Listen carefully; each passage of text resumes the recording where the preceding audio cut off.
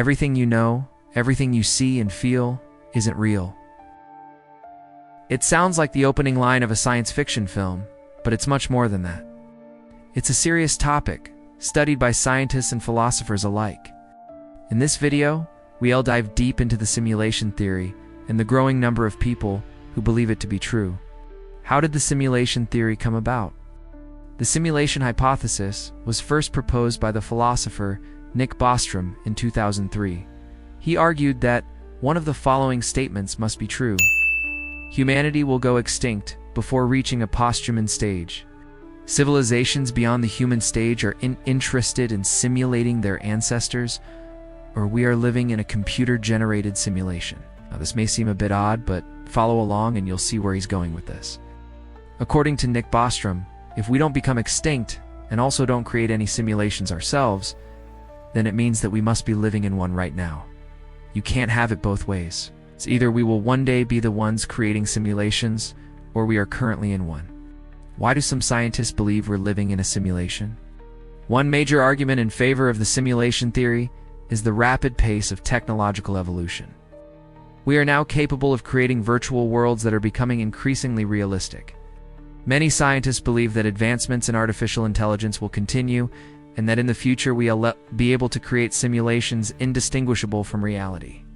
If an advanced civilization is able to create multiple simulations, it's statistically more likely that we are in one of those simulations rather than in base reality. As technology advances, the chances of us being in a simulation grow. Others, however, criticize this view, arguing that just because something is possible doesn't mean it's true. Being able to create a simulation doesn't mean we actually are living in one. Do we have any proof we're in a simulation? In his paper, Bostrom laid out 3 possible scenarios. The first 2 haven't happened yet, so we can't consider them. But the third one, here's the fun part. We almost certainly live in a simulation.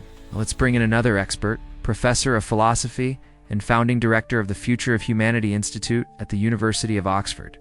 He expands on his simulation argument by saying that we should consider simulations as another level of reality, just as we can access lower levels of reality by zooming in on atoms. We might one day be able to access higher levels by advancing our technology. When we talk about reality, we usually refer to the physical world around us. However, this perspective suggests that there may be other levels of reality that are just as real, but we currently can't perceive them. Could this mean we're actually living in a matrix? Could there be more than one reality? To answer this question, we need to look at what we know about our universe. First, the universe is expanding. Second, it appears to be governed by the laws of physics. And third, there seems to be a finite amount of energy in the universe. These points may seem obvious, but they're essential for what comes next. Melvin Vopson, an astrophysicist at the University of Portsmouth, has proposed a groundbreaking theory that challenges the very nature of our understanding of the universe. His theory revolves around the concept that information has mass, and that this property of information could be responsible for the behavior of the universe. Vopson proposes that the expansion of the universe and the finite energy within it are direct consequences of this informational mass. This idea suggests that our universe, with its expanding boundaries and physical laws, is essentially a structure formed by the compression of information. This challenges conventional views of the universe and raises profound questions about the nature of reality. So does this support the simulation theory? In essence, Vopson suggests that the universe itself is a simulation of sorts. But not in the traditional sense of being created by a more advanced civilization. Instead, it's a simulation arising from the fundamental nature of information and its inherent properties. But it doesn't stop there. This brings us to the mind-blowing idea that we could be living in a multi-level universe. Just as we exist on a level of reality that is simulated by the behavior of atoms, we may exist on a higher level of reality that is simulated by the properties of information. This implies that there could be even higher levels of reality that we are currently unaware of. This might seem too fantastical to be taken seriously, but Vopson's theory isn't some far-fetched idea. It's rooted in the strange behavior of quantum particles and the laws of thermodynamics. For example, particles can be in multiple states at once, seemingly defying the constraints of classical physics. This phenomenon, known as superposition, is a key feature of quantum mechanics. and could be an indication that reality is more complex than we understand.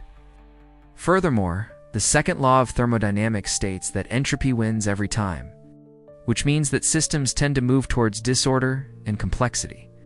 Vopson's theory suggests that this increasing complexity could be a manifestation of information's tendency to expand and create structures. This idea is supported by the holographic principle, which proposes that the information contained in a volume of space can be encoded on its boundary. In other words, our three-dimensional universe could be a hologram projected from a higher dimensional reality. Some scientists are even venturing into the realm of simulating consciousness. One prominent researcher in this field is Dr. Stuart Hameroff, a professor of psychiatry at the University of Arizona. Hameroff believes that consciousness is not an emergent property of the brain, but rather it arises from quantum processes occurring in microtubules, which are structural components of brain cells. His idea is supported by the Orker model developed by him and Sir Roger Penrose, a renowned physicist. This model proposes that consciousness emerges from the interaction between the human brain and a deeper level of reality, a level that Penrose calls the micro level. This micro level is thought to be accessible through the collapse of the wave function, a key process in quantum mechanics.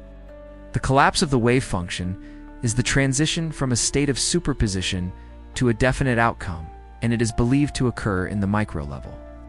According to this theory, consciousness is not generated by the brain, but rather it is a direct manifestation of the collapse of the wave function in the micro level.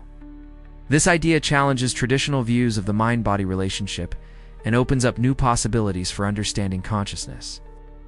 While these theories are highly speculative, they suggest that our current understanding of the universe and consciousness is incomplete, and that there may be deeper levels of reality that we have yet to uncover.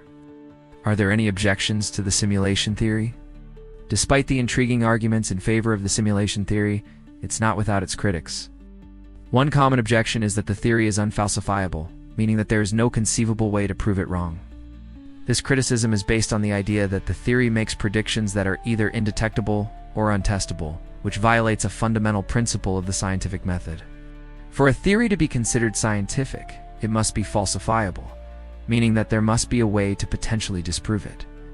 If a theory is unfalsifiable, it cannot be tested or verified through observation or experimentation, and it falls outside the realm of scientific inquiry. Critics argue that the simulation theory falls into this category because it's impossible to design an experiment that could conclusively prove it false. They claim that proponents of the simulation theory are essentially making a belief-based argument rather than a scientifically grounded one. Other scientists, however, counter this argument by pointing out that the theory is not intended to be falsified. They argue that the simulation theory is a framework for thinking about the nature of reality and that it offers a new perspective on our understanding of the universe. Proponents of this view argue that the simulation theory is a useful tool for exploring the limits of our knowledge, and that it helps us to appreciate the complexity and wonder of the cosmos.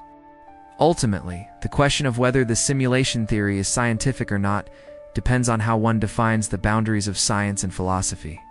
What does the simulation theory mean for us? If we were to discover that we're living in a simulation, would it change our understanding of the meaning of life? This question has been pondered by many philosophers and scientists. Some believe that it would have a profound impact on our sense of purpose and existence. They argue that if we're simply a figment of a computer program, it would challenge our beliefs about free will and the nature of reality. However, others argue that the discovery wouldn't necessarily change anything. They contend that even if we were in a simulation, it wouldn't diminish the reality of our experiences and emotions. Ultimately, this question leads us to reflect on the nature of reality and our place in the universe. What do you think? What are your thoughts on the simulation theory? Do you think we live in a simulated reality? Let us know in the comments below. If you enjoyed this video, make sure to subscribe for more captivating content on science and technology. Don't forget to hit the like button to stay updated with our latest uploads. And for more thought-provoking content, check out the links in the description below. Thanks for watching, and we'll see you in the next one. As technology continues to advance, we find ourselves questioning the nature of reality. The simulation theory challenges our perception of the world around us and forces us to confront the possibility that what we see, hear, and feel may not be what it seems. If you've made it this far, leave a comment down below. We read and reply to many of them. We'll personally check your comment and choose the most interesting ones to feature in our next videos. Also, make sure to subscribe for more updates.